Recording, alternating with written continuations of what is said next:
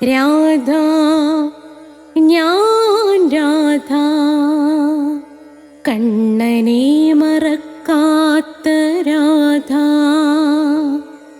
രാധ ഞാൻ രാധ, കണ്ണനെ മറക്കാത്ത രാധ. വൃന്ദാവനം നീ മറന്നോ, മധുരയെ നീ മറന്നോ. വൃന്ദാവനം നീ മറന്നോ, മധുരയെ നീ മറന്നോ. രാധയെ നീ മറന്നോ, കണ്ണാ പൈക്കളെ നീ മറന്നോ. രാധയെ നീ മറന്നോ, കണ്ണാ പൈക്കളെ നീ മറന്നോ. രാധ രാധ രാധ രാധ, മറന്നിട്ടും മറക്കാത്ത രാധ, മറന്നിട്ടും മറക്കാത്ത രാധ. രാധേ രാധേ രാധേ രാധേ, മറന്നിട്ടും മറക്കാത്ത രാധ, മറന്നിട്ടും മറക്കാത്ത രാധ.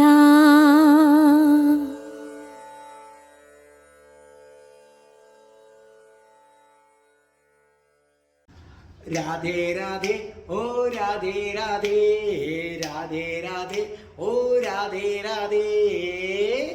രാധേ രാധേ എന്ന ഈ ചാനലിലേക്ക് സ്വാഗതം. നാരായണീയം 9ാമത്തെ ശ്ലോകത്തിലേക്ക് കടക്കുകയാണ്.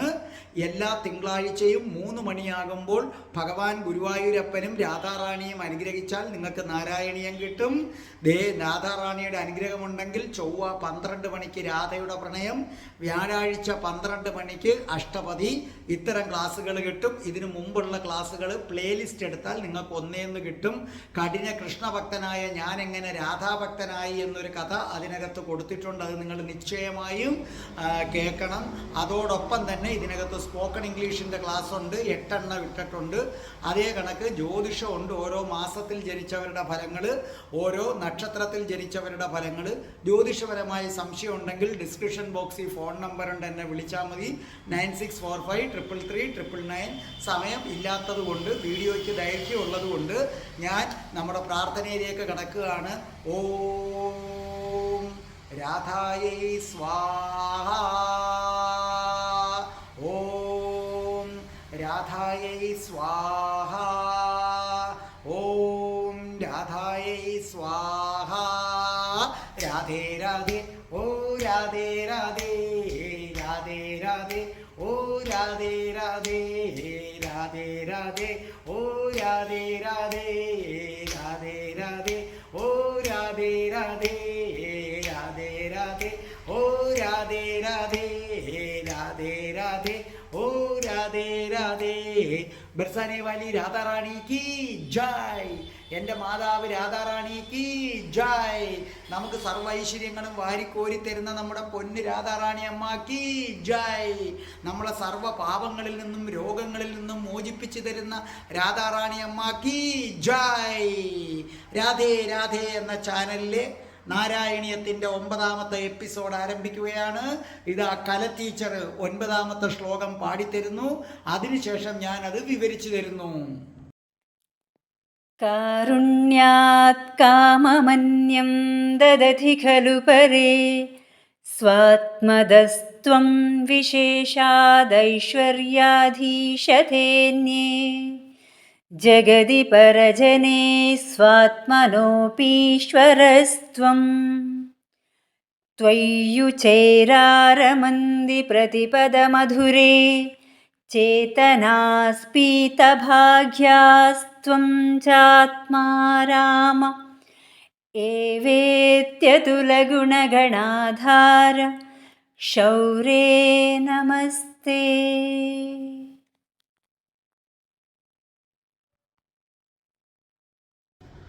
അപ്പോൾ നമ്മുടെ കല ടീച്ചർ ഇത് മനോഹരമായി പാടിത്തന്നത് കേട്ടല്ലോ. അപ്പോൾ കല ടീച്ചറെ നന്ദിയുണ്ട്.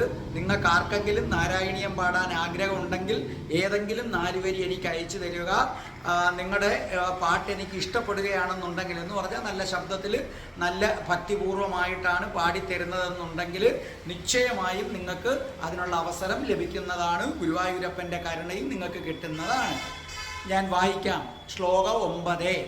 കാരുണ്യാത് കാമമന്യം ദദതി ഖലു പരേ സാത്മധസ്ത്വം വിശേഷ ദൈശ്വര്യാദീശ തേ അന്യ ജഗതി പരജനേ സ്വാത്മനോ അഭീശ്വരസ്തം സ്വാത്മനോ അഭീശ്വരസ്തം ത്വയ്യുച്ചൈരാരമന്തി പ്രതിപദ മധുരേ ചേതനാ സ്ഫീത ഭാഗ്യാസ്ത്വം ചാത്മാ രാമ ഏവേത്യ തുലഗുണ ഗണാധാര ശൗരേ നമസ്തേ.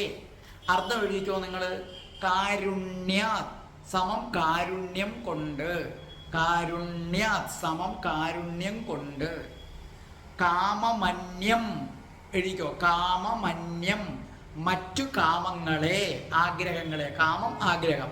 അപ്പോൾ എഴുതിക്കോ. കാമമന്യം സമം മറ്റാഗ്രഹങ്ങളെ. ദദതി ദദതി സമം നൽകുന്നു, നൽകുന്നു. ഖലു ഖലു സമം തീർച്ച, ഖലു തീർച്ച. പരേ പരേ അന്യർ, പരേ അന്യർ. സ്വാത്മദസ്തം എഴുതിക്കോ. സാത്മദസ്തം സ്വന്തം ആത്മാവിനെ തന്നെ. സാത്മദസ്ത്വം സ്വന്തം ആത്മാവിനെ തന്നെ. വിശേഷാത് വിശേഷാത് കൂടുതലായി, കൂടുതലായി. ദൈശ്വര്യാദി ദൈശ്വര്യാദി അർത്ഥം ഐശ്വര്യം കാരണമായി. ദൈശ്വര്യാദി എന്ന് പറഞ്ഞാൽ ഐശ്വര്യം കാരണമായി. ഈശ്വരേ ഈശ്വരേ അർത്ഥം എഴുത്. ഈശ്വരനായി ഭവിക്കുന്നു. അന്യേ നിങ്ങളുടെ ബുക്കിൽ ഒരു എഫ് എന്ന് കാണും, അത് ആ എന്ന് വായിച്ചാൽ മതി. അന്യേ അർത്ഥം അന്യർ. ജഗതി ജഗതി സമം ലോകത്തിൽ. പരജനേ പരജനേ അന്യരുടെ കാര്യത്തിൽ. സ്വാത്മനോ അഭി സാത്മനോ അഭി തൻ്റെ ആത്മാവിനു കൂടി. അർത്ഥം തൻ്റെ ആത്മാവിനു കൂടി, അതായത് സ്വന്തം ആത്മാവിനു കൂടി.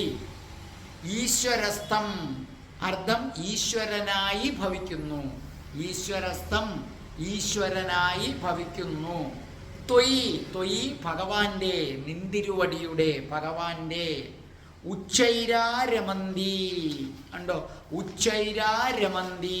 ഉച്ചൈ രമന്തി എന്നുള്ളതാണ് ചേർത്തെഴുതുമ്പം എന്തെന്നില്ലാതെ ആഹ്ലാദിക്കുന്നു. അർത്ഥം എഴുതിക്കോ. ഉച്ചൈരാരമന്തി എന്തെന്നില്ലാതെ ആഹ്ലാദിക്കുന്നു.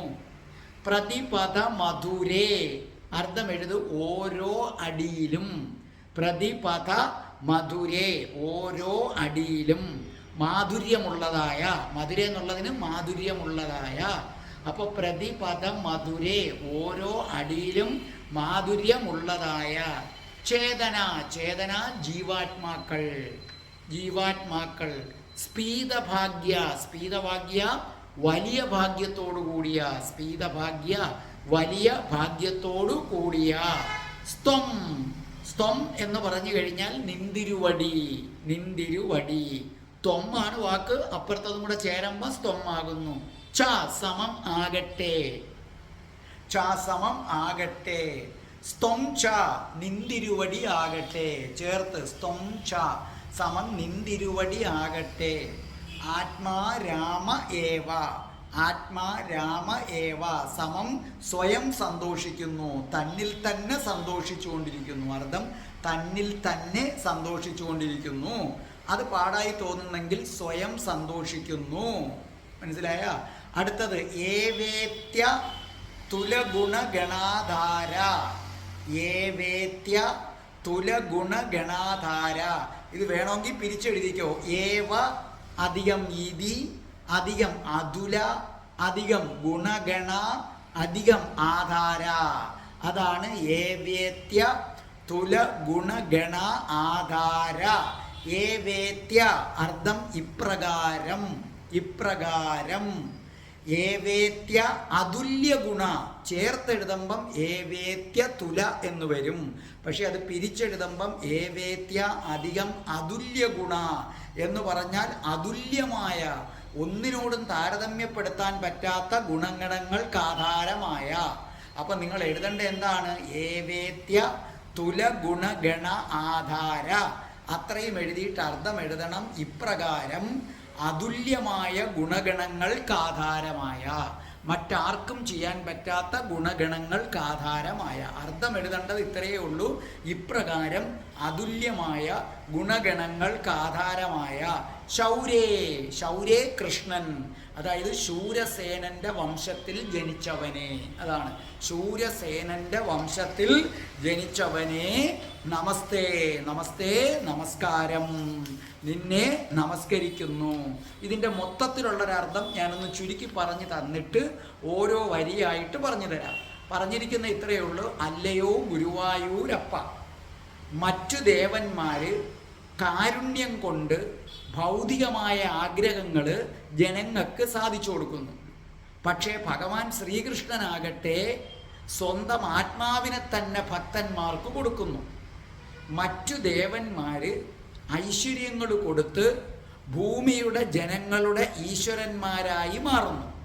പക്ഷെ ഭഗവാൻ ശ്രീകൃഷ്ണനാകട്ടെ ഈശ്വരന്മാർക്ക് കൂടി ആത്മാവിനെ ദാനം ചെയ്ത് അവരുടെയും ഈശ്വരനായി മാറുന്നു. ഭാഗ്യവാന്മാരായ നമ്മളെപ്പോലുള്ള ജീവാത്മാക്കള് ആപാദചൂടം ശിരസ് തൊട്ട് പാദം വരെ എന്താണ് മനോഹരമായിട്ടുള്ള കൃഷ്ണ ഭഗവാന്റെ സൗന്ദര്യത്തിൻ്റെ മാധുര്യത്തിൽ ആഹ്ലാദിക്കുന്നു. എന്നാൽ ഭഗവാനാകട്ടെ സ്വന്തം ആത്മാവിൽ തന്നെ രമിച്ചുകൊണ്ടിരിക്കുന്നു. ഇങ്ങനെ സർവഗുണങ്ങൾക്കും ആധാരമായിരിക്കുന്ന അല്ലയോ ശൗര്യേ, നിന്നെ നമസ്കരിക്കുന്നു എന്നാണ് ഏതിൻ്റെ അർത്ഥം, ഇതിൻ്റെ പൊതുവായ അർത്ഥം. പക്ഷെ അങ്ങനെ പറയുമ്പോൾ നമുക്ക് പുകഞ്ഞു പോകും. ഞാൻ ഓരോ വരിയായിട്ടെടുത്ത് ഉടൻ പറഞ്ഞു തരാം. ഇനി നമുക്ക് ഒന്നാമത്തെ വരിയിലേക്ക് കടക്കാം. എന്താണ്? കാരുണ്യാത്, കാരുണ്യാത് കാരുണ്യം കൊണ്ട്, കാമമന്യം മറ്റു കാമങ്ങളെ ആഗ്രഹങ്ങളെ, ദദതി ദദതി നൽകുന്നു, ഖലു തീർച്ച, പരേ അന്യർ, സ്വാത്മദസ്ഥം സ്വന്തം ആത്മാവിനെ തന്നെ, വിശേഷാത് കൂടുതലായി. ഇതാണ് ഒന്നാമത്തെ വരി. ഒന്നാമത്തെ വരിയുടെ അർത്ഥം ഇത്രയേ ഉള്ളൂ. കൃഷ്ണനൊഴികെ ഈ ഭൂമിയിൽ ഒരുപാട് ദേവന്മാരുണ്ട്, അല്ലേ? ദേവേന്ദ്രനെ പൂജിക്കുന്നവരുണ്ട്, ശിവനെ പൂജിക്കുന്നവരുണ്ട്, മുരുകനുണ്ട്, അങ്ങനെ ഒരുപാട് ദേവന്മാരും ദേവികളും ഒക്കെ ഉണ്ട്. നിങ്ങൾ ഇത്തരത്തിൽപ്പെട്ട കൃഷ്ണൻ ഒഴികെയുള്ള മറ്റു ദേവന്മാരെ പൂജിക്കുകയാണെങ്കിൽ നിങ്ങൾക്ക് എന്ത് ആഗ്രഹമുണ്ടെങ്കിലും അവർ സാധിച്ചു തരും. നമ്മുടെ ആഗ്രഹങ്ങൾ ആരാണോ സാധിച്ചു തരുന്നത് അവരെയാണ് നമ്മൾ ഈശ്വരൻ എന്ന പേര് വിളിക്കുന്നത്. അപ്പോൾ ഉദാഹരണമായിട്ട് ഇപ്പോൾ സപ്പോസ് നിങ്ങൾ വിചാരിച്ചോളൂ, നിങ്ങളുടെ വീട്ടിൽ നാളെ മോടെ കല്യാണമാണ്. അപ്പോൾ കല്യാണ ചെറുക്കൻ ഒരു 3 ലക്ഷം തലേന്ന് കൊടുക്കണമെന്ന് പറഞ്ഞപ്പം പിന്നെ നിങ്ങളുടെ കയ്യിലില്ല. ചെറുക്കൻ പറഞ്ഞു അങ്ങനെയാണെങ്കിൽ നാളെ കല്യാണം നടക്കത്തില്ല. അപ്പം നിങ്ങളെല്ലാം വിഷം കഴിച്ചു മരിക്കാനിരിക്കുക. നിങ്ങൾക്ക് ആ സമയത്ത് ഒരേ ഒരു ആഗ്രഹമേ ഉള്ളൂ, ആ 3 ലക്ഷം കിട്ടണം. അപ്പോഴാണ് ഞാൻ വരുന്നതെന്നിരിക്കട്ടെ. അപ്പം ഞാൻ വന്നിട്ട് പറയണേ ഞാൻ തരാം, പേടിക്കണ്ട, കല്യാണം നടക്കട്ടെ. അപ്പോൾ അവർ പറയത്തില്ലേ, സാറ് ഞങ്ങളുടെ ദൈവമാണ് എന്ന് പറഞ്ഞാൽ ആപത്ത് സമയത്ത് ആരാണോ സഹായിക്കുന്നത്, അതുപോലെ നമ്മുടെ ആഗ്രഹങ്ങൾ ആരാണോ നിറവേറ്റി തരുന്നത് അവരൊക്കെ ഈശ്വരന്മാരാണ്. അതുകൊണ്ട് ശിവനും മുരുകനും മറ്റ് ദേവിമാരും ബ്രഹ്മാവും ഇവരൊക്കെ ദൈവങ്ങളെ ആയി നമ്മൾ കാണുന്നു. അവരൊക്കെ ദൈവങ്ങളുമാണ്. എന്തുകൊണ്ട്? നിങ്ങൾ എന്തു പ്രാർത്ഥിച്ചാലും ഈ മറ്റു ദേവന്മാര് അത് നിങ്ങൾക്ക് തരും. എന്നാൽ ഭഗവാൻ ശ്രീകൃഷ്ണനാകട്ടെ നിങ്ങൾ എന്താഗ്രഹിച്ചാലും തരും എന്ന് മാത്രമല്ല, അതുകൂടാതെ ഒരു വലിയ കാര്യം തരും, ഭഗവാനെ തന്നെ അങ്ങ് തരും. ഇപ്പൊ സ്വന്തം ആത്മാവിനെ തന്നെ ഭക്തന് കൊടുക്കും. സ്വന്തം ആത്മാവിനെ തന്നെ ഭക്തന് കൊടുക്കുമെന്ന് പറഞ്ഞാൽ ഭക്തനെ തന്നിൽ ലയിപ്പിച്ച് മോക്ഷം കൊടുത്ത് ഗോലോകത്തേക്ക് കൊണ്ടുപോകും. ഇത് കൊടുക്കാനുള്ള അധികാരം മറ്റു ദേവന്മാർക്കില്ല.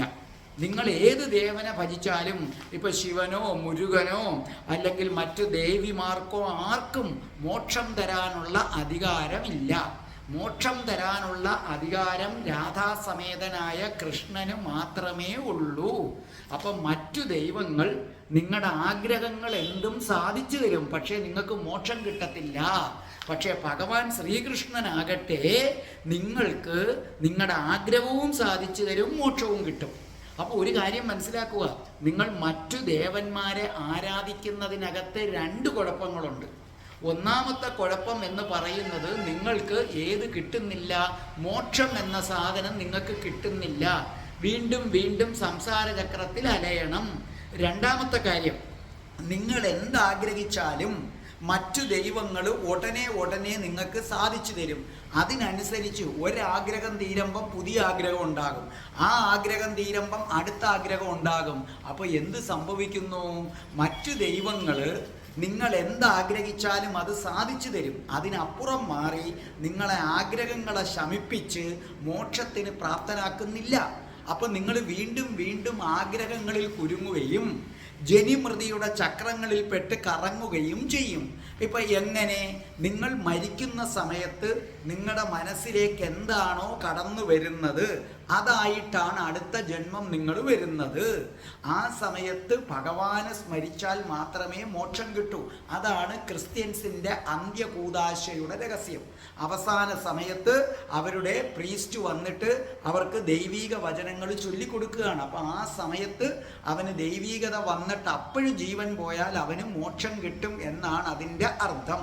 നമുക്ക് അജാമിളൻ്റെ കഥ അറിഞ്ഞൂടെ അല്ലേ? അജാമിളൻ ബ്രാഹ്മണനായിരുന്നു, വഴിതെറ്റി ഒരു സ്ത്രീയുടെ അടുക്കൽ പോയി സകല തെറ്റും ചെയ്തു, എല്ലാം ചെയ്തു. ഞാൻ മുമ്പ് പറഞ്ഞിട്ടുള്ളതുകൊണ്ട് ചുരുക്കുകയാണ്. അപ്പോൾ അജാമിളന് പോകാൻ സമയമായപ്പോൾ യമഭടന്മാർ വന്നപ്പോൾ ഭയന്നുകൊണ്ട് തൻ്റെ മകൻ്റെ പേര് നാരായണൻ എന്നാണ്, നാരായണ എന്ന് മോൻ്റെ പേര് വിളിച്ചു. പക്ഷെ നാരായണ എന്ന് ആരുടെ പേര് വിളിച്ചാലും ശരി വിഷ്ണു ലോകത്തുനിന്ന് ദൂതന്മാർ വന്നു. യമദൂതന്മാരും വിഷ്ണുദൂതന്മാരും തർക്കമായി. യമദൂതന്മാർ പറഞ്ഞു ഈ സാക്ഷാൽ നാരായണനെ അല്ല വിളിച്ചത്, അവൻ്റെ മകനെയാണ് വിളിച്ചത്. അപ്പോൾ അവർ പറഞ്ഞു ആരെ വിളിച്ചാലും നാരായണൻ എന്ന പദം ഉച്ചരിച്ചു കഴിഞ്ഞാൽ ഉറപ്പായിട്ടും ഞങ്ങൾ അവനെ കൊണ്ടുപോകും, ഞങ്ങൾക്കുള്ളതാണെന്ന് പറഞ്ഞു. ഇപ്പം ശിവന്റെ നാമം ഉച്ചരിച്ചാൽ കൈലാസത്തേക്ക് പോകും, മനസ്സിലായി? അതേ. പക്ഷേ ഒരു കുഴപ്പം എന്താ? പുണ്യം തീരുമ്പം തിരിച്ചു വരും. പക്ഷെ കൃഷ്ണന്റെ ഗോലോകത്ത് പോയാൽ പിന്നെ തിരിച്ചു വരണ്ട. അതുകൊണ്ടാണ് അതിനെ മോക്ഷം എന്ന പേര് വിളിക്കുന്നത്. മറ്റതൊന്നും ഏതല്ല, മോക്ഷങ്ങൾ അല്ല. അപ്പൊ ഇത് കേട്ടിട്ട് ചില ആൾക്കാർ എന്നോട് ചോദിച്ചു, അല്ല സാറേ, അങ്ങനെ നിങ്ങളുടെ പുരാണം പറയുന്നു മരിക്കുന്ന സമയത്ത് ഭഗവാനെ സ്മരിച്ചാൽ മോക്ഷം കിട്ടും, അപ്പം അതിനു മുമ്പ് നമുക്ക് എന്ത് വൃത്തികേടും കാണിക്കാവോ? എന്ത് വൃത്തികേടും കാണിച്ച് അടിച്ചു പൊളിച്ച് നടന്നിട്ട് മരണം അടുക്കാറാകുമ്പോൾ അങ്ങ് ദൈവത്തെ സ്മരിച്ചാൽ മതിയല്ലോ എന്ന് എൻ്റെ അടുത്ത് മറ്റൊരു സുഹൃത്ത് ചോദിച്ചപ്പോൾ ഞാൻ പറഞ്ഞു, ഒന്നാമത്തെ കാര്യം എപ്പം മരിക്കുമെന്ന് ആർക്കറിയാം? നീ അടിച്ചു പൊളിച്ചുകൊണ്ടിരിക്കുമ്പോഴാണ് മരിക്കുന്നതെങ്കിലോ? രണ്ടാമത്തെ കാര്യം, പെട്ടെന്ന് ദൈവസ്മരണ വരത്തില്ല. കുഞ്ഞുനാൾ തൊട്ടേ നല്ലവണ്ണം ദൈവത്തെ സ്മരിച്ച് ശീലിച്ചവനേ വരൂ. എന്നിട്ട് ഞാൻ അവരോട് പറഞ്ഞു, ഞാനൊരു കാര്യം പറഞ്ഞു തരാം. ഒരാൾ ഈ അജാമിളൻ്റെ കഥ കേട്ടിട്ട് നിങ്ങളെപ്പോലെ വിചാരിച്ചു അടിച്ചു പൊളിച്ച് ജീവിച്ചിട്ട് സമയമാകുമ്പോൾ ഈശ്വരനാമം ജപിച്ചാൽ മതി. ഉടനെ അയാൾ തൻ്റെ മൂത്ത പുത്രന് ശിവൻ എന്ന പേരിട്ടു, രണ്ടാമത്തവന് മുരുകൻ എന്ന പേരിട്ടു, മൂന്നാമത്തവന് ഗണപതി എന്ന പേരിട്ടു. അയാൾ വലിയ ബിസിനസ്സുകാരനാണ്, വൻ ബിസിനസ് സാമ്രാജ്യത്തിൻ്റെ ഉടമയാണ്. അപ്പോൾ അയാൾ എന്ത് ചെയ്തു? മരിക്കാറായി. അപ്പോൾ അയാൾ വിചാരിച്ചു ഈ ദൈവത്തിൻ്റെ നാമത്തിൽ ഏതെങ്കിലും ഒന്ന് വിചാരിച്ചാൽ മതിയല്ലോ. 3 അല്ല 4 മക്കൾ, നാലാമത്തത് നാരായണൻ. അപ്പോൾ ഇയാൾ മരിക്കാറിങ്ങനെ ആയി. അപ്പോൾ യമദൂതന്മാർ വരാൻ പോകുന്നു. അപ്പോൾ ഇയാൾ വിചാരിച്ചു, ആഹാ, ഇത്രയും നാൾ ഞാൻ അടിച്ചു പൊളിച്ച് ജീവിച്ചു, ദാ നമുക്ക് ഈ ദൈവങ്ങളുടെ പേര് പറയാം. അയാൾ പറഞ്ഞു, ശിവനേ. അപ്പോൾ മൂത്ത മകൻ അവിടെ നിൽപ്പുണ്ട്. അവൻ പറഞ്ഞു, ഞാനിവിടെ ഉണ്ടച്ച. അപ്പോൾ അയാൾ വിളിച്ചു, മുരുകാ. അപ്പോൾ രണ്ടാമത്തെ മകനാ. അവൻ പറഞ്ഞു, ഞാനും ഇവിടെ ഉണ്ടച്ച. അപ്പോൾ പറഞ്ഞു, ഗണപതി. അത് മൂന്നാമത്തെ മകൻ്റെ പേരാ. അവൻ പറഞ്ഞു, ഞാനും ഇവിടെ ഉണ്ടച്ച. അപ്പോൾ പറഞ്ഞു നാരായണ, അത് 4ാമത്തെ മകൻ്റെ പേരാ. അവൻ പറഞ്ഞു ഞാനും ഇവിടെ ഉണ്ടച്ചാ. അപ്പോൾ ഇയാൾക്ക് ദേഷ്യം വന്നു. ഇയാൾ പറഞ്ഞു കൊള്ളാം, വൃത്തികെട്ടവന്മാരെ, നീ എല്ലാം കൂടെ ഇവിടെ നിന്നാൽ കടവിന് ആരും നോക്കൂടാ. ജോലിക്കാരെ കടയെ ഏൽപ്പിച്ചു കഴിഞ്ഞാൽ അവന്മാര് കൈയിട്ട് വാരത്തില്ലേടാ. ഡിമ്മാളങ്ങ് മരിച്ചു. മനസ്സിലായ? ആളങ്ങ് മരിച്ചു. ഇനി അടുത്ത ജന്മം വീണ്ടും എടുക്കണം. ബിസിനസ്സുകാരനായി കച്ചവടം ചെയ്തവൻ വീണ്ടും ജീവിക്കും. ആ മരിച്ച സമയത്ത് കച്ചവടത്തെക്കുറിച്ചുള്ള ഉത്കണ്ഠയിലാണ് അവൻ മരിച്ചത്. അപ്പം മുൻകൂർ അഭ്യാസം ഉള്ളവനെ മരണസമയത്ത് ദൈവത്തെ സ്മരിക്കാനായി പറ്റൂ എന്ന സത്യവും കൂടെ നിങ്ങൾ മനസ്സിലാക്കുക. അപ്പോൾ ഭഗവാൻ ശ്രീകൃഷ്ണനെ നിങ്ങൾ സ്മരിച്ചു കഴിഞ്ഞാൽ നിങ്ങളുടെ ആഗ്രഹങ്ങൾ ഇല്ലാതാക്കിയിട്ട് തുടർന്നൊന്നും ആഗ്രഹിക്കാത്ത മാനസികാവസ്ഥയിൽ നിങ്ങളെ കൊണ്ടുവരും. കൊണ്ടുവന്നതിന് ശേഷം ഭഗവാൻ ശ്രീകൃഷ്ണൻ നിങ്ങളെ ശുദ്ധീകരിച്ച് രാധാറാണിയുടെ അടുക്കലേക്ക് വിട്ട് രാധാഭക്തരാക്കിയിട്ട് ഗോലോകത്തേക്ക് കൊണ്ടുപോകും. അങ്ങനെയാണ് അതിൻ്റെ സംഭവം. കൃഷ്ണൻ ഏറ്റവും പ്രിയപ്പെട്ടവരെയും മോക്ഷം കൊടുക്കാൻ തീരുമാനിക്കുന്നവരെയും മാത്രമേ രാധാറാണിയുടെ അടുക്കലേക്ക് വിടൂ. കൃഷ്ണനാണ് രാധാറാണിയുടെ അടുക്കലേക്ക് വിടുന്നത്. കൃഷ്ണന്റെ അനുവാദമില്ലാതെ ഒരു കൃഷ്ണഭക്തർക്കും രാധാറാണിയുടെ ഭക്തരാകാൻ സാധ്യമല്ല. അപ്പൊ കൃഷ്ണൻ ആരാണ്? കരുണാമയനാണ്. മറ്റു ദൈവങ്ങൾ അങ്ങനല്ല. അവര് നിങ്ങൾ ആഗ്രഹിക്കുന്നത് തരും, അത്രയേ ഉള്ളൂ. അതിനപ്പുറം നിങ്ങൾക്ക് പരമമായ മോക്ഷം തരില്ല, ഭഗവാൻ തരും. അതുകൊണ്ട് ഭഗവാൻ എന്ന് പറയുന്നത് കാരുണ്യ സിന്ധോ ആണ്. മനസ്സിലായ? അങ്ങേയറ്റം കരുണയുള്ളവനാണ്. അതുകൊണ്ടല്ലേ നമ്മുടെ യൂസഫ് അലി കച്ചേരി എന്ന് പറയുന്ന കവി പാടിയിട്ടില്ലേ, കൃഷ്ണ കൃപാസാഗരം, കൃഷ്ണ കൃപാസാഗരം, ഗുരുവായൂർപുരം ജനിമോക്ഷകരം, ഗുരുവായൂർപുരം ജനിമോക്ഷകരം. കണ്ടോ? ഗുരുവായൂരപ്പൻ്റെ സന്നിധി ചെന്നാൽ പിന്നെ ജനിമോക്ഷകരം, പിന്നെ ജനനവുമില്ല മരണവുമില്ല. കാരണം കൃഷ്ണ കൃപാസാഗരം. അതുകൊണ്ടാണ് യൂസഫ് അലി കച്ചേരി ഉള്ളു തട്ടി ഹൃദയത്തിൽ തട്ടി പാടിയത് കൃഷ്ണ കൃപാസാഗരം, കൃഷ്ണ കൃപാസാഗരം, ഗുരുവായൂർപുരം ജനിമോക്ഷകരം, ഗുരുവായൂർപുരം ജനിമോക്ഷകരം, കൃഷ്ണ കൃപാസാഗരം, കൃഷ്ണ കൃപാസാഗരം. അപ്പോൾ നമുക്ക് 2ാമത്തെ വരിയിലേക്ക് കിടക്കാം. ദൈശ്വര്യാദി ഐശ്വര്യങ്ങൾ കൊടുക്കുന്നത് കൊണ്ട് ഈശ്വരേ ഈശ്വരനായി ഭവിക്കുന്നു. ആര്? സാധാരണ ദേവന്മാര്. അന്യരെന്ന് പറഞ്ഞാൽ അന്യര്, നമ്മുടെ ഭൂമിയിലെ ജനങ്ങളാണ് അവർക്ക് ഈശ്വരത്വം കൊടുക്കുന്നത്. ജഗതി ഈ ലോകത്തിലെ ജനങ്ങളാണ് മറ്റ് ദേവന്മാരെ ഈശ്വരന്മാരായി ആരാധിക്കുന്നു. പരജനെ അന്യരുടെ കാര്യത്തിൽ സ്വാത്മനോ അഭി തൻ്റെ തന്നെ ആത്മാവിനെ കൊടുക്കുന്ന ഒരു ഈശ്വരനുണ്ട്.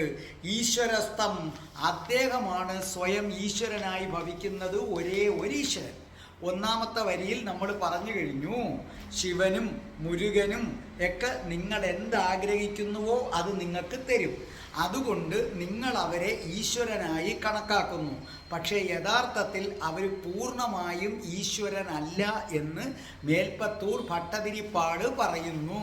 കാരണം എന്താണെന്ന് വെച്ചു കഴിഞ്ഞാൽ, നിങ്ങളുടെ ആഗ്രഹം സാധിക്കാൻ ആരെയാണ് പ്രാപിക്കുന്നത്? ശിവനെയും ബ്രഹ്മാവിനെയാണ്.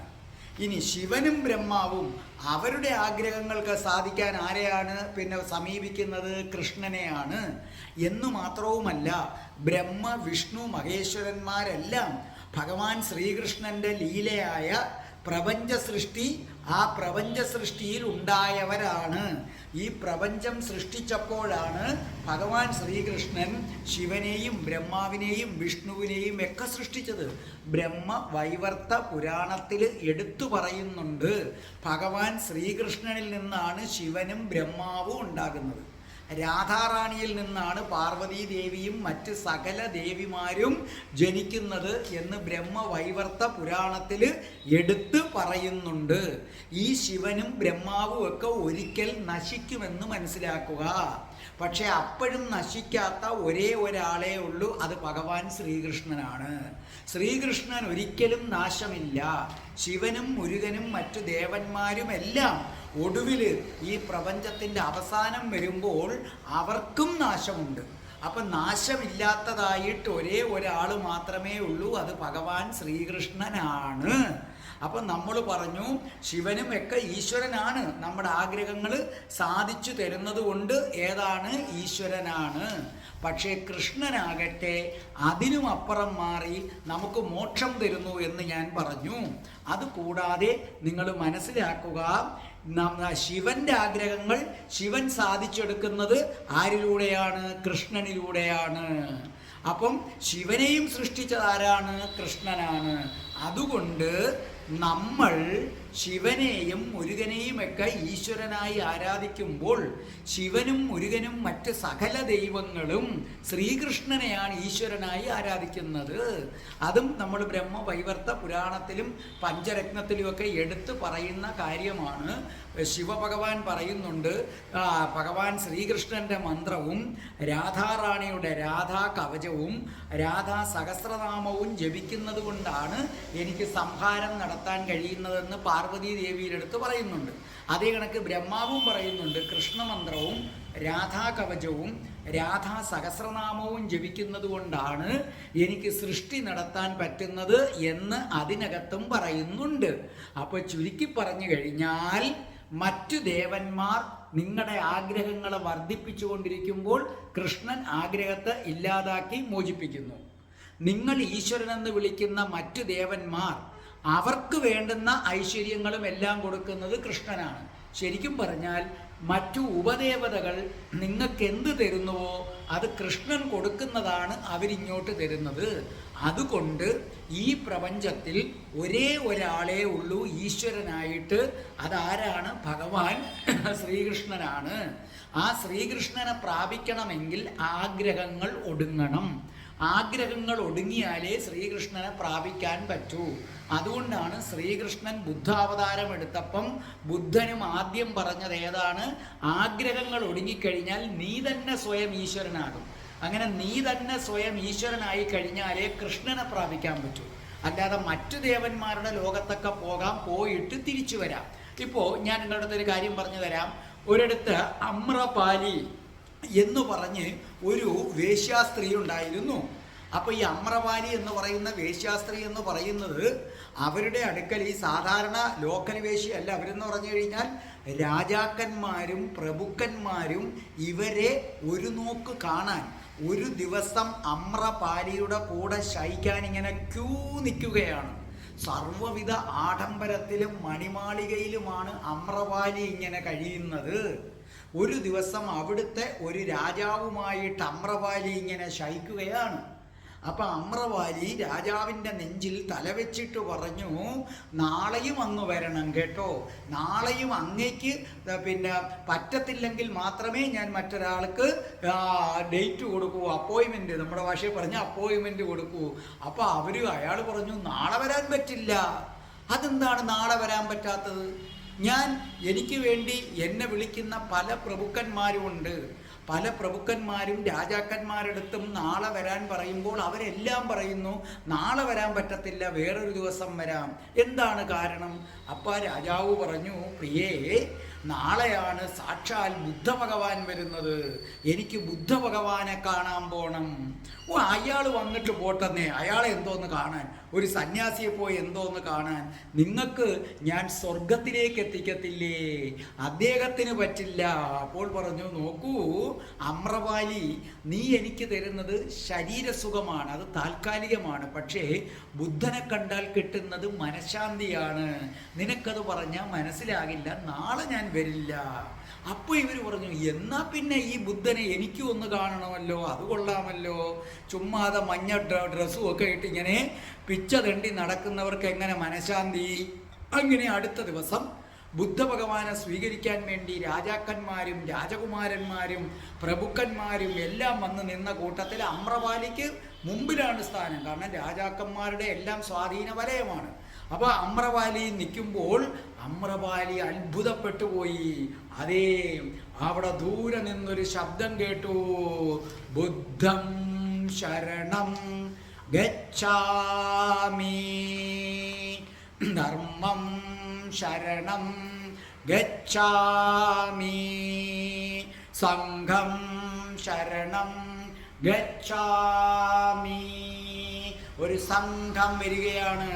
അപ്പോൾ അമ്രപാലി കാണുകയാണ്, ആ സംഘത്തിൻ്റെ മുന്നിലായിട്ട് മഞ്ഞ വസ്ത്രം ധരിച്ച അതിസുന്ദരനായ ഒരു പുരുഷൻ. ദൈവമേ, ഇങ്ങനെ ഒരാളെ ഞാൻ എൻ്റെ ജീവിതത്തിൽ ഇന്ന് വരെ കണ്ടിട്ടില്ല. എന്തൊരു സൗന്ദര്യം! അതുമാത്രവുമല്ല, എന്തൊരു ശാന്തത! ഇത്രയും ശാന്തതയുള്ള, ഇത്രയും സൗമ്യനായ ഒരാളെ ഞാൻ ഒരിക്കലും കണ്ടിട്ടില്ല. ഇത്രയ്ക്ക് പരമാനന്ദം അനുഭവിക്കുന്ന ഒരാളെ ഞാൻ കണ്ടിട്ടില്ല. എന്ത് ശാന്തതയാണിത്, എന്ത് ശാന്തിയാണിത്! അറിയാതെ അമ്രപാലി ബുദ്ധന്റെ അടുക്കൽ ചെന്ന് മുട്ടുകുത്തിയിട്ട് പറഞ്ഞു, പ്രഭോ, എൻ്റെ പേര് അമ്രപാലി, ഞാൻ ഒരു ചീത്ത സ്ത്രീയാണ് പ്രഭോ. പക്ഷേ അങ്ങയുടെ മുഖത്തെ ഈ ശാന്തി എൻ്റെ കൊട്ടാരത്തിൽ നിന്ന് എനിക്കൊരിക്കലും കിട്ടിയിട്ടില്ല. എന്നെയും കൂടെ അങ്ങയുടെ ശിക്ഷയാക്കുമോ? അപ്പോൾ പറഞ്ഞു, നോക്കൂ അമ്രപാലി, നിനക്ക് വേണ്ടി രാജാക്കന്മാർ ക്യൂ നിപ്പുണ്ട്. നിനക്ക് ആവശ്യത്തിന് സമ്പത്തും എല്ലാം തരാൻ പറ്റുന്നുണ്ട്. നീ നോക്കൂ, ഞങ്ങൾക്ക് ഒരു ദിവസം ഒരു നേരം മാത്രമാണ് ഭക്ഷണം, അതും ഭിക്ഷതണ്ടിയാണ്. രാജകുമാരിയെപ്പോലെ ജീവിക്കുന്ന നീ ഞങ്ങളോടൊത്ത് എന്തിനാണ് ഭിക്ഷ തണ്ടുന്നത്? ഇത്രയും സുന്ദരിയായ ഒരു സ്ത്രീ ഭിക്ഷ എടുക്കുന്നത് ബുദ്ധന് പോലും സങ്കടം തോന്നി. അപ്പം അമ്രപാലി പറഞ്ഞു, നോക്കൂ, രാജകൊട്ടാരത്തിൽ താമസിച്ച മണിമാളികയിൽ താമസിക്കുന്ന എനിക്ക് ഭിക്ഷ എടുക്കുന്ന അങ്ങയുടെ മുഖത്തെ ശാന്തിയില്ല. അപ്പം ഞാൻ അനുഭവിക്കുന്ന സുഖത്തേക്കാൾ എത്രയോ വലുതാണ് അങ്ങ് അനുഭവിക്കുന്ന സൗഖ്യം. ഭഗവാനെ, എനിക്കിനി യാതൊരാഗ്രഹവുമില്ല. എനിക്ക് അങ്ങയുടെ ശിക്ഷയാകണം. എൻ്റെ ആഗ്രഹങ്ങളെല്ലാം തീർന്നു. എന്നെ ശിക്ഷയാക്കാൻ കരുണ കാണിക്കണേ. ബുദ്ധ ഭഗവാന് മനസ്സിലായി. അവൾ ഹൃദയത്തിൽ തട്ടിയാണ് പറഞ്ഞത്, ആയിക്കോട്ടെ അമ്രപാലി. മഞ്ഞ വസ്ത്രം കൊടുത്തു, മഞ്ഞ വസ്ത്രം ധരിച്ചു, ശിരസ് മുണ്ഡനം ചെയ്തു. രാജാക്കന്മാരും പ്രഭുക്കന്മാരും അന്തം വിട്ടു നിൽക്കുകയാണ്. അതേ, വേശ്യാസ്ത്രീയായ രാജാക്കന്മാരെ മാത്രം സ്വീകരിക്കുന്ന വേശ്യാസ്ത്രീയായ അമ്രപാലി ബുദ്ധനോടൊപ്പം മഞ്ഞ വസ്ത്രം ധരിച്ചുകൊണ്ട് വരികയാണ്. ആ സംഘം മുന്നോട്ടേക്ക് നീങ്ങുകയാണ്. ബുദ്ധം ശരണം ഗച്ഛാമി, ധർമ്മം ശരണം ഗച്ഛാമി, സംഘം ശരണം ഗച്ഛാമി. ആ അമ്രപാലിയെ കണ്ടപ്പോൾ തലേന്ന് വൈകുന്നേരവും അവളോടൊത്ത് ഒട്ടിക്കിടന്നിരുന്ന രാജാക്കന്മാര് പോലും കൈകൾ കൂപ്പിപ്പോയി. സകല ആൾക്കാരും കൈകൾ കൂപ്പിപ്പോയി. കണ്ടില്ലേ, ആഗ്രഹങ്ങൾ നശിച്ച നിമിഷം, ആ നിമിഷം വേശ്യാസ്ത്രീയായിട്ടുള്ള അമ്രപാലി ഈശ്വരയായി മാറി. അതിന് മണിക്കൂറുകൾക്ക് മുമ്പും അവളോടൊത്ത് ശയിച്ചിരുന്ന രാജാവ് വരെ അവളെ കൈകൂപ്പാൻ തുടങ്ങി. അതെ, ബുദ്ധൻ്റെ ഈ ശിഷ്യയുണ്ടല്ലോ, ബുദ്ധനെ പോലെ ബോധോദയം കിട്ടി. ഒടുവിൽ അമ്രപാലി എന്ന വേശ്യാസ്ത്രീക്ക് ബോധോദയം കിട്ടി. കാരണം ആഗ്രഹങ്ങൾ ഒടുങ്ങി. നിങ്ങൾ ഗുരുവായൂർ അമ്പലത്തിലേക്ക് അങ്ങ് ചെന്നേ. ബുദ്ധൻ മഞ്ഞ വസ്ത്രം കൊടുത്ത് അമ്രപാലിയെ എടുത്തതുപോലെ ഭഗവാൻ ശ്രീകൃഷ്ണൻ നിങ്ങളെയും എടുക്കും. ആ പരമാനന്ദത്തിൽ നിങ്ങൾക്ക് ലയിച്ചു ചേരാമെന്നാണ് ഭട്ടതിരിപ്പാട് ഇവിടെ പറയുന്നത്. അതുകൊണ്ട് ഓർമ്മിക്കുക, എപ്പോഴും നിങ്ങളുടെ മനസ്സിൽ മഞ്ഞ വസ്ത്രം ധരിച്ച വേശ്യാസ്ത്രീയായ അമ്രപാലി ഈശ്വരയായി മാറിയ ചിത്രം, അതോടൊപ്പം അമ്രപാലി ഏറ്റുപാടിയ ആ സംഭവം, ആ ബുദ്ധന്റെ മന്ത്രം ഏതാണ്? ബുദ്ധം ശരണം ഗച്ഛാമി, ധർമ്മം ശരണം ഗച്ഛാമി, സംഘം ശരണം ഗച്ഛാമി. അപ്പൊ നമുക്ക് മൂന്നാമത്തെ വരിയിലേക്ക് കിടക്കാം. നോക്കേ, ത്വയ് ഉച്ചൈരാരമന്തി, ഭഗവാനിൽ എന്തെന്നില്ലാതെ ആഹ്ലാദിക്കുന്നു. പ്രതിപഥ മധുരേ, ഓരോ കാൽവയ്പിലും മാധുര്യമുള്ളതായ ചേതന, നമ്മളെപ്പോലുള്ള ജീവാത്മാക്കള്. ആ ജീവാത്മാക്കൾ എങ്ങനെയുള്ളവരാണെന്ന് സ്പീതഭാഗ്യ, വലിയ ഭാഗ്യം ചെയ്തവരാണ്. അപ്പൊ മൂന്നാമത്തെ വരിയുടെ അർത്ഥം ഇത്രയുമാണ്.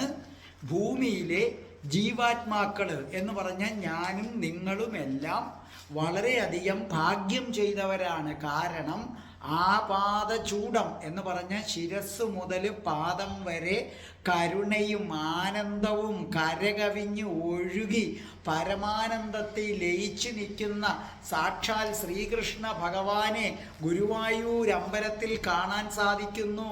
മോക്ഷം നൽകാൻ അധികാരമുള്ള ഒരേ ഒരു ഭഗവാൻ. അപ്പം മോക്ഷം നൽകാൻ അനുവാദമുള്ള ഒരേ ഒരു ഭഗവാൻ.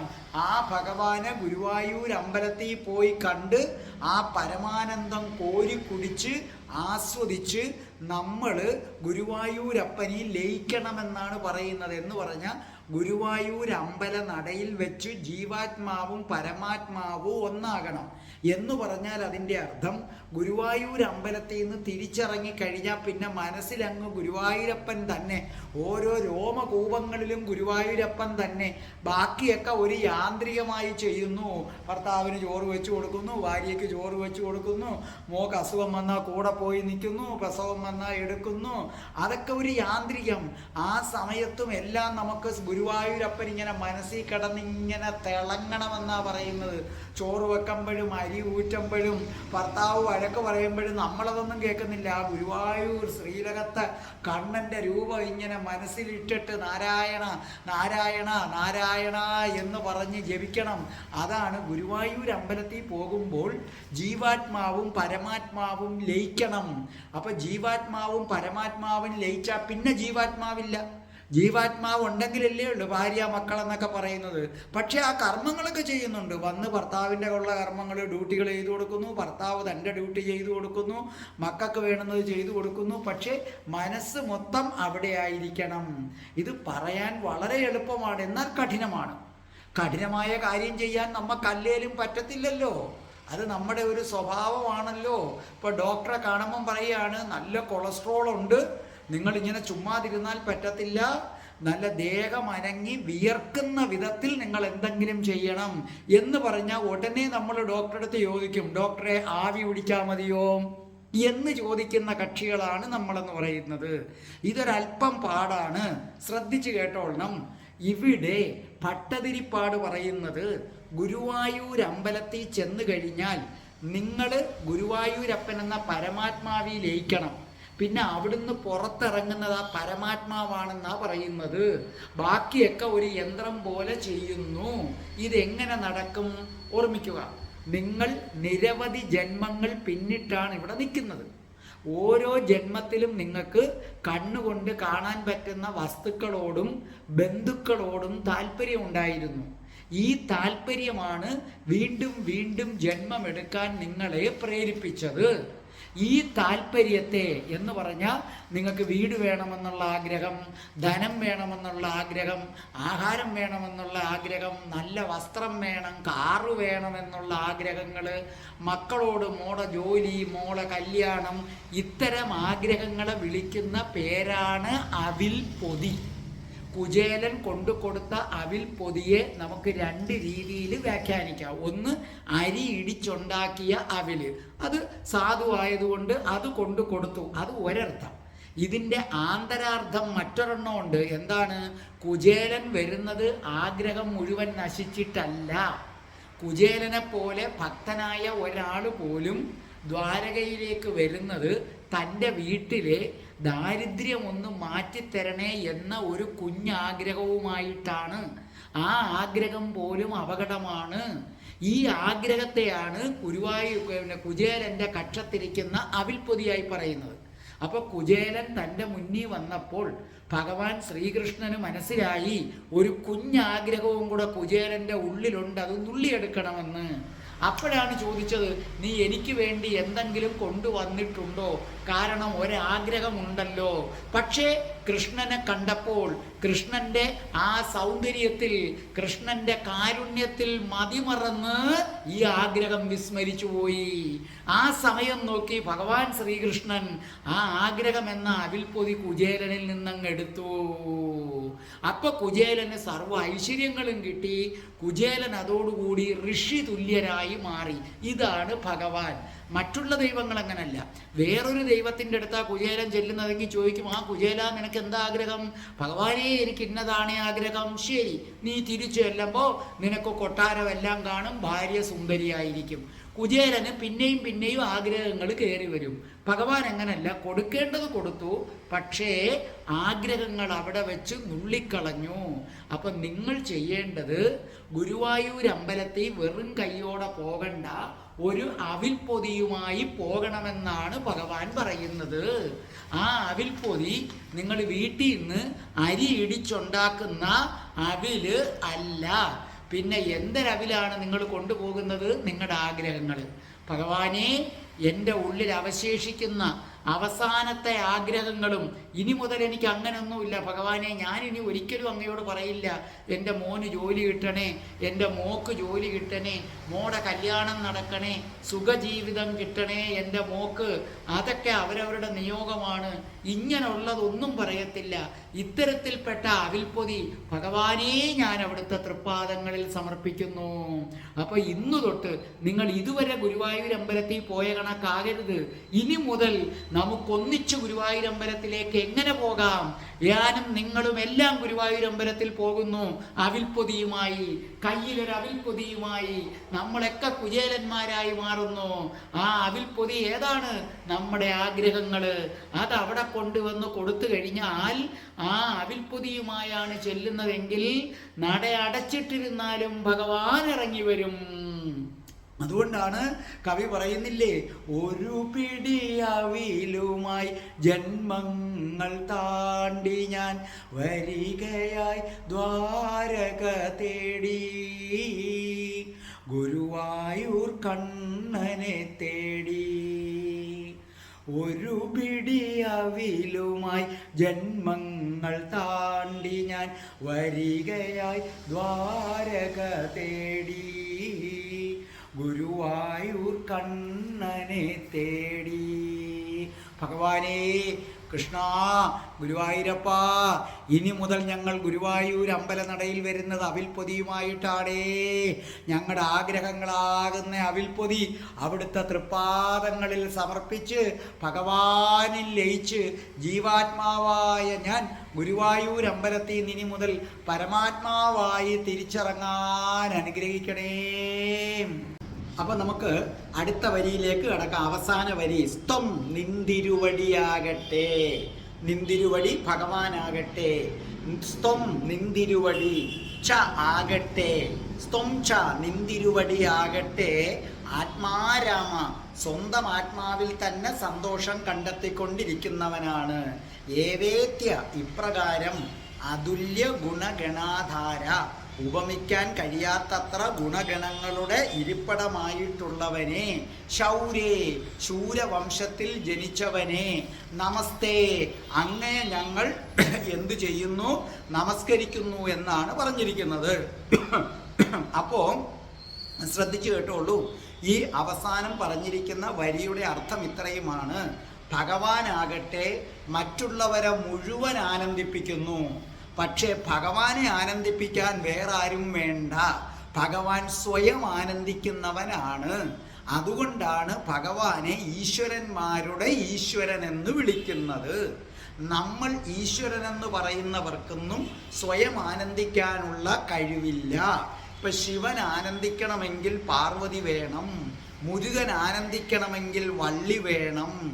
ഈവൻ നമ്മുടെ ശബരിമലയിൽ ചെന്നാൽ അയ്യപ്പ ഭഗവാന് തന്നെ ഒരു കാമുകിയുണ്ട്. ആരാണ്? മാളികപ്പുറത്തമ്മ. പുതിയതായിട്ട് ഒരാൾ കന്നി അയ്യപ്പൻ വരാതിരിക്കുമ്പം കല്യാണം കഴിക്കാമെന്നാണ് പറയുന്നത്. ഇവർക്കെല്ലാം ആനന്ദിക്കാൻ ഒരാളുണ്ട്. പക്ഷേ ഭഗവാനെ സംബന്ധിച്ചിടത്തോളം മറ്റൊരാളുടെ ആവശ്യം ഇല്ല. ഭഗവാൻ 16,008 പേരെ വിവാഹം കഴിച്ചത് ഭഗവാന് സന്തോഷിക്കാനല്ല, അവർക്ക് ആനന്ദം പകർന്നു കൊടുക്കാനാണ്. ഭഗവാൻ ഭക്തവത്സലനാണ്. തന്നെ തേടി എത്തുന്നവർക്ക് ആനന്ദം കൊടുക്കണം. ഭഗവാൻ രുക്മിണിയെ വിവാഹം കഴിച്ചത് ഭഗവാന് സന്തോഷിക്കാനല്ല, രുക്മിണിക്ക് സന്തോഷമാണ്. രുക്മിണി പറയുന്നു, എനിക്ക് ഭഗവാനെ കിട്ടിയാൽ ആനന്ദമാണ്, ഭഗവാനെ കിട്ടിയില്ലെങ്കിൽ ഞാൻ മരിച്ചു കളയും. എന്നാൽ ആയിക്കോട്ടെ, സത്യഭാമയെ കെട്ടുന്നു. സത്യഭാമയും പറയുന്ന ഇതാണ്, എനിക്ക് ഭഗവാനെ വേണം, ഞാൻ ഭഗവാനെ സ്നേഹിക്കുന്നു, ഇല്ലെങ്കിൽ എനിക്ക് സങ്കടം വരും.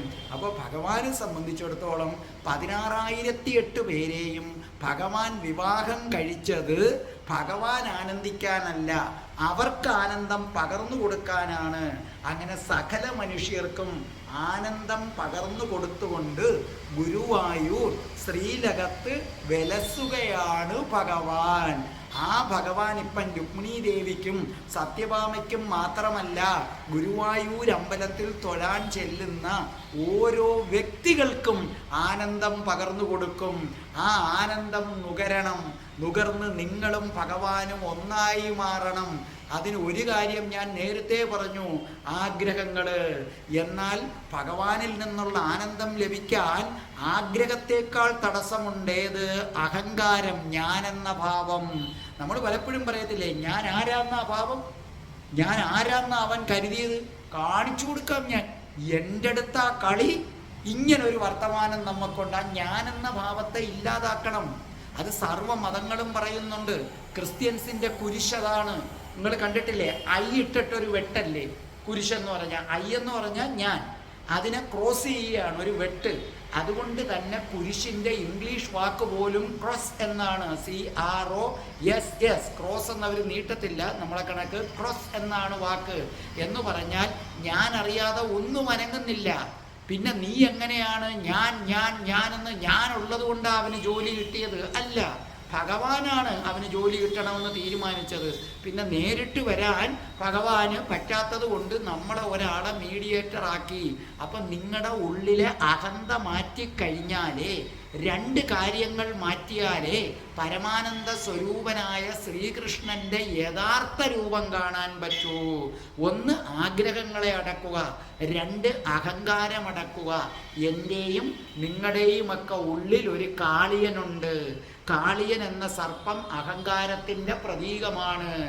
ആ കാളിയൻ്റെ പത്തിയിൽ ചവിട്ടി ചവിട്ടി ഭഗവാൻ നൃത്തം ചവിട്ടി കാളിയൻ്റെ അഹങ്കാരത്തെ മുഴുവനും ഛർദിപ്പിച്ചിട്ട് കാളിയൻ്റെ അഹങ്കാരം ശമിച്ചപ്പോഴോ എന്തൊരനുഗ്രഹമാണ് കൊടുത്തത്?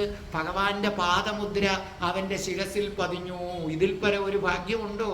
ഇനി നിന്നെ ഗരുഡൻ ഒന്നും ചെയ്യില്ല, ലോകത്താരും ഒന്നും ചെയ്യില്ല. അപ്പം നിങ്ങൾ ഇനി മുതൽ ഗുരുവായൂർ അമ്പലത്തിൽ ചെല്ലുമ്പം പ്രാർത്ഥിക്കേണ്ടത് ഇതാണ്, ഭഗവാനേ ഭഗവാനേ, എന്നിലൊരു കാളിയനുണ്ടേ ഭഗവാനേ, എന്നിലൊരു കാളിയനുണ്ടേ ഭഗവാനേ. അങ്ങെൻ്റെ ശിരസിൽ നൃത്തം ചവിട്ടണം, അങ്ങെൻ്റെ പത്തിയിൽ നൃത്തം ചവിട്ടണം. എൻ്റെ പത്തിയിൽ നൃത്തം ചവിട്ടി ചവിട്ടി ചവിട്ടി ചവിട്ടി എന്നിലെ അഹങ്കാരത്തിൻ്റെ അവസാനത്തെ അംശവും കളയണേ. അങ്ങനെ അങ്ങയുടെ പാദമുദ്ര എൻ്റെ ശിരസിൽ പതിയിക്കണേ. ഭഗവാനെ, എൻ്റെ അഹങ്കാരം ഇല്ലാതാക്കാൻ നൃത്തം ചവിട്ടട്ടെ. നൃത്തം ചവിട്ടുമ്പോൾ അങ്ങയുടെ ചുരുൾ മുടികൾ ഇങ്ങനെ ചിതറട്ടെ, വനമാലകൾ ഇളകി ആടട്ടെ, കവിൾത്തടങ്ങൾ ചുവക്കട്ടെ, മഞ്ഞ പീതാംബരം നനഞ്ഞു കുതിരട്ടെ. ഭഗവാനെ, എന്നിലെ കാളിയനെ ഇല്ലാതാക്കി ആ പരമാനന്ദം അത് അനുഭവിക്കാൻ എനിക്കിടയാക്കണേ എന്ന് പ്രാർത്ഥിക്കണം. അതിമനോഹരമായിട്ട് നമ്മുടെ സുഗതകുമാരി ടീച്ചർ എഴുതിയിട്ടുണ്ട്, കാളിയമർദ്ദനം എന്ന് പറഞ്ഞ്. നിങ്ങൾ കേട്ടിട്ടില്ലേ? ആ കാളിയമർദ്ദനമാണ് നമ്മൾ ആഗ്രഹിക്കേണ്ടത്. അതേ ഭഗവാൻ ശ്രീകൃഷ്ണൻ കാളിയന്റെ പടങ്ങളിൽ നൃത്തം ചവിട്ടുമ്പോൾ ആദ്യമൊക്കെ കാളിയൻ എതിർക്കും. പിന്നെ അവന് മനസ്സിലായി ഇതാള് വേറെയാണ്, നാരായണനാണെന്ന് മനസ്സിലായി. അപ്പോൾ അവൻ എതിർക്കുന്നില്ല, അവൻ പറയുകയാണ് നൃത്തം തുടരാൻ.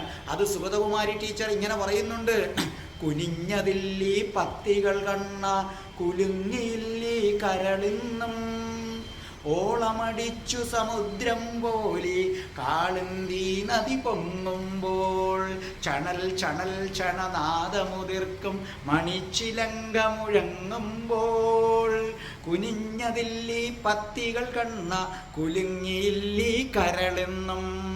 എന്നിട്ട് ടീച്ചർ അതിൻ്റെ അവസാന ഭാഗം ആ ഭഗവാൻ നൃത്തം ചെയ്യുമ്പോഴുള്ള ഭാവങ്ങൾ അതിമനോഹരമായി വർണ്ണിക്കുന്നുണ്ട്. ഇരുൾ ചുരുൾ മുടി ചിതറട്ടെ, പൊൻകവിൾ തടങ്ങൾ ചുവക്കട്ടെ, കുലുങ്ങിയാടും കുണ്ഡലമാളി പടർന്നു രശ്മികൾ ഉതിരട്ടെ, തുടുത്ത ചുണ്ടുകൾ വിടരട്ടെ, നീ ചിരിച്ചു വിശ്വം കുളിരട്ടെ, വിരിഞ്ഞ വാർമലർ മാലകൾ പൊട്ടി തകർന്നു വീണുമയങ്ങട്ടെ, നിറഞ്ഞ മഞ്ഞ പട്ടിഞ്ഞൊറിവുകൾ നനഞ്ഞുടഞ്ഞു തിളങ്ങട്ടെ, ചണൽ ചണൽ ചണനാദമുതിർക്കും മണിച്ചിലങ്കകൾ തുള്ളട്ടെ, അത്താളത്തിൽ ഉടഞ്ഞു തകർന്നൻ ദുഷ്കൃതമെല്ലാം അകലട്ടെ. കണ്ടോ എന്ത് മനോഹരമായിട്ടാ പറയുന്നത്. അച്ചേവടികൾ മുകർന്നു മുകർന്നൻ ദുഃഖവുമെല്ലാം മറയട്ടെ, കുനിഞ്ഞതില്ലി പത്തികൾ കണ്ണ തളർന്നതില്ലി കരളിന്നും, കുനിഞ്ഞതില്ലി പത്തികൾ കണ്ണ തളർന്നതില്ലി കരളിന്നും, കുനിഞ്ഞതില്ലി പത്തികൾ കണ്ണ തളർന്നതില്ലി കരളിന്നും, കുനിഞ്ഞതില്ലി പത്തികൾ കണ്ണ തളർന്നതില്ലി കരളിന്നും. ഭഗവാനേ ശ്രീകൃഷ്ണ, ഭഗവാനേ ശ്രീകൃഷ്ണ, ഞങ്ങളുടെ ശിരസ്സുകളിൽ നൃത്തമാടൂ, ഞങ്ങളിലെ അഹങ്കാരത്തെ ഇല്ലാതാക്കൂ, ഞങ്ങളുടെ അഹങ്കാരത്തെ ഇല്ലാതാക്കൂ. ഭഗവാനേ ഓടി വരൂ, മറ്റൊരു കാളിയമർദ്ദനത്തിനായി ഞങ്ങൾ കാത്തിരിക്കുകയാണ്. പൊന്നു തമ്പുരാനേ, പൊന്നു തമ്പുരാനേ, ഞങ്ങളിൽ കരുണ ചൊരിയൂ, ഞങ്ങളിൽ കരുണ ചൊരിയൂ. ഗുരുവായൂർ അമ്പലനിടയിൽ നിൽക്കുന്ന ഞങ്ങളിൽ കരുണ ചൊരിയൂ. കൃഷ്ണകൃപാസാഗരം, കൃഷ്ണകൃപാസാഗരം, ഗുരുവായൂർപുരം ജനിമോക്ഷകരം, ഗുരുവായൂർപുരം ജനിമോക്ഷകരം, കൃഷ്ണകൃപാസാഗരം, കൃഷ്ണകൃപാസാഗരം. നാരായണ നാരായണ നാരായണ. രാധേ രാധേ ഓ രാധേ രാധേ, രാധേ രാധേ ഓ രാധേ രാധേ, രാധേ രാധേ ഓ രാധേ രാധേ, രാധേ രാധേ ഓ രാധേ രാധേ, രാധേ രാധേ ഓ രാധേ രാധേ, രാധേ രാധേ ഓ രാധേ രാധേ. ഓം ശ്രീം ഹ്രീം ക്ലീം ഐം രാം രാസേശ്വരി രാധികായേ സ്വാഹ.